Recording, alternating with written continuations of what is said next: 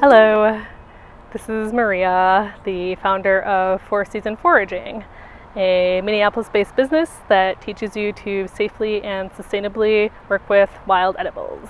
And in this video today, I'm going to talk to you about this plant, Juneberry.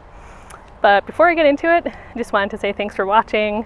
If you like it, please hit the like button, subscribe to my channel, and ring the bell for notifications. It helps me out a lot.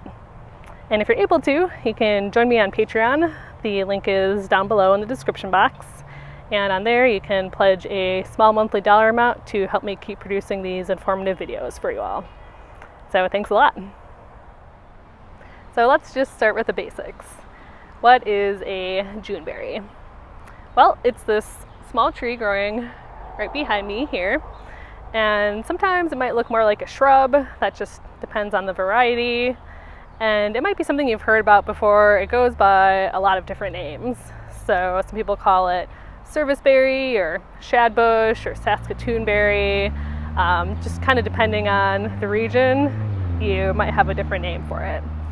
And it does grow all across North America. It's native to North America, and there's several different species. In Minnesota specifically, there's 4 native species. But there's also different cultivars and hybrids that you might find planted. So it can be hard to identify to the species sometimes, but that's okay, because as long as it's in the Amelanchier genus, it is a serviceberry and it's good to eat. So where do you find Juneberry? Well, I'm coming to you from Minneapolis.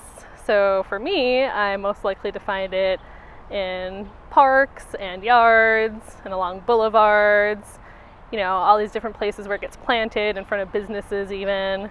So it is very prolific in the Twin Cities, and you'll find it in a lot of places. But it does also grow in the wild and in rural areas, and there you're more likely to find it growing in open woods. And it will look a bit different just because in woods, trees tend to grow taller and straighter because they're trying to reach the light. So in the woods, you might not be able to reach the berries as well, and it might look more like a tree than like a shrub. But just know that it's the same thing. And I do recommend looking for it in more open areas because the berries are easier to reach that way. So then the next question is, how do you identify Juneberries? Well, they are part of the rose family, so that means they have 5 petaled flowers with 5 sepals, and in this case the flowers are white. The leaves are alternately arranged on the branch, and they are oval in shape and have finely serrated edges. And then the berries, when they come out, are, they start green in color, start turning like a pinkish kind of reddish color, and then when they're fully ripe, they'll be like a dark blue or purple color. And they'll keep that sepal on the bottom, so the 5 sepals, it looks like a 5-pointed star. So you might recognize that from like apples and pears and other fruits. Those are also members of the rose family, so that's why they also have that 5-pointed star. Just as a side note, blueberries have something that looks similar at the bottom, but they're not a part of the rose family. They're in the heath family. And then the bark of Juneberry is really distinctive too. It has a smooth gray bark, and it often has these like darker vertical striations going up and down it. So my personal preference is to look for Juneberries in the spring. May is usually when they flower around here. And like I said, they have a white 5-petaled flower, and they grow like kind of in these clusters, so they are quite showy, and you can see them usually from a distance, especially because at that time of year there's not a lot of leaves out and things are still kind of gray.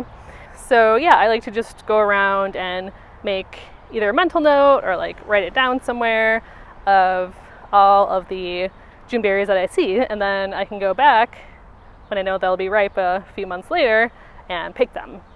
Now there are a few different members of the rose family that also have these showy white 5-petaled flowers.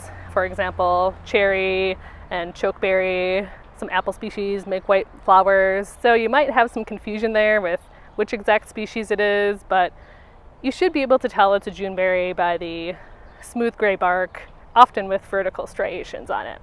But if you do happen to mistake it, the worst thing that will happen is you'll go back later in the year and find some cherries or plums or apples or whatever. A lot of species of the rose family are edible, so it's still worth your while, I think. So then, how do you eat Juneberries? Well, you can eat them much like any other berry. I would say in flavor they're probably most similar to a blueberry, so you can just replace them in recipes that call for blueberries, like for muffins or pie or pancakes, for example. The flavor is a little unique in that if you crunch through the seed, it has this strong almond flavor, which for me, I enjoy. You know, if you don't like it that much, you can always process out the seed through a food mill or just, you know, don't crunch on them. And like most berries, you can eat them raw, you can eat them straight off of the tree, or throw them in a smoothie raw, or put them in a salad if you know, are making a fruit salad, or if you like berries in your regular salads. Those are all options too. So yeah, I would say that the berry is quite versatile, and there's a lot of different things you can do with it. And I definitely encourage you to do some experimenting and see how you like to eat it. So that was my video about Juneberries. I hope that you liked it and learned a few things, and that you want to go out and pick and eat some Juneberries for yourself. If you did like it, please hit the like button, subscribe to my channel, and ring the bell for notifications. It helps me out a lot for free. But if you do have a couple extra dollars a month, you can join me on Patreon. The link is down below in the description box. And through that, you can pledge a small monthly dollar amount to help me keep producing these free informative videos for you all. So if you could do that, I would super appreciate it. But no worries if not. Either way, happy foraging.